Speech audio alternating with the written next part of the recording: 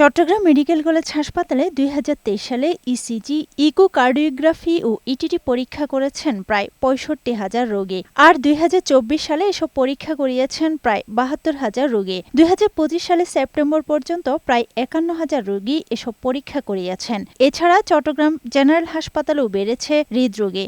এখানে সিট পাচ্ছি না, সরকার আর একটা হাসপাতাল দিলে ভালো হয়। সুচিকিৎসাটা এখনো আসলে চট্টগ্রামবাসী এখনো পাচ্ছে না। হাসপাতাল যদি বৃদ্ধি করানো যায় হৃদরোগের ব্যাপারে, তাহলে সেটা একটা বিশাল একটা ইম্প্যাক্ট হবে।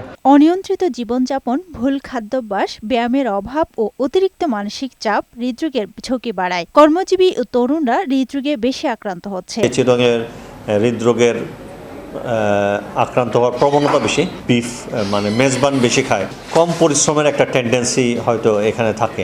চট্টগ্রামে হৃদরোগের বিশেষায়িত হাসপাতাল নেই, ফলে সব রোগীর চাপ পড়ে চট্টগ্রাম মেডিকেল কলেজ হাসপাতালে। রোগীর চাপ বাড়ায় সেবা দিতে হিমশিম খাচ্ছেন চিকিৎসকরা। প্রিভেনশন আমরা বলি যে বেটার দ্যান কিউর সব জায়গায়, এখানে বিশেষ করে হার্টের ক্ষেত্রে প্রিভেনশনের ভূমিকা বেশি। তাহলে সপ্তাহে ১৫০ মিনিট হাঁটা, প্রচুর শাকসবজি খাওয়া, তাজা ফলমূল খাওয়া, সমুদ্রের মাছ, বাদাম এগুলি বেশি খাওয়া, অভিযুক্ত ফ্যাট যেগুলি বা যেগুলো ট্রান্স ফ্যাট, ডালডা এখনও অনেক জায়গায় চিরঙে পছন্দ করে কিছু কিছু খাবারে, তাহলে ডালডা ট্রান্স ফ্যাটগুলি খুব মারাত্মক, তাহলে এগুলো অ্যাভয়েড করতে হবে। হৃদরোগের ঝুঁকি কমাতে খাদ্যাভ্যাসে পরিবর্তন আনার পরামর্শ চট্টগ্রাম মেডিকেল কলেজ হাসপাতালের পরিচালকের।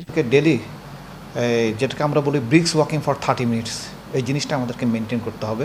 একটা হচ্ছে আপনার ফিজিক্যাল অ্যাক্টিভিটিস, এটা করতে হবে। ২ নম্বর হচ্ছে আমাদের যেগুলো কোলেস্ট্রল জাতীয় খাবার, এগুলো পরিমাণ মতো খেতে হবে। এগুলো যদি আমরা এক্সেসিভ খাবার খাই, আরেকটা হচ্ছে আপনার ফাস্টফুড জাতীয় খাবার, এই জিনিসগুলো কিন্তু আমাদেরকে অ্যাভয়েড করতে হবে। চট্টগ্রামে একটি বিশেষায়িত হৃদরোগ হাসপাতাল স্থাপনের দাবি সচেতন মহলের।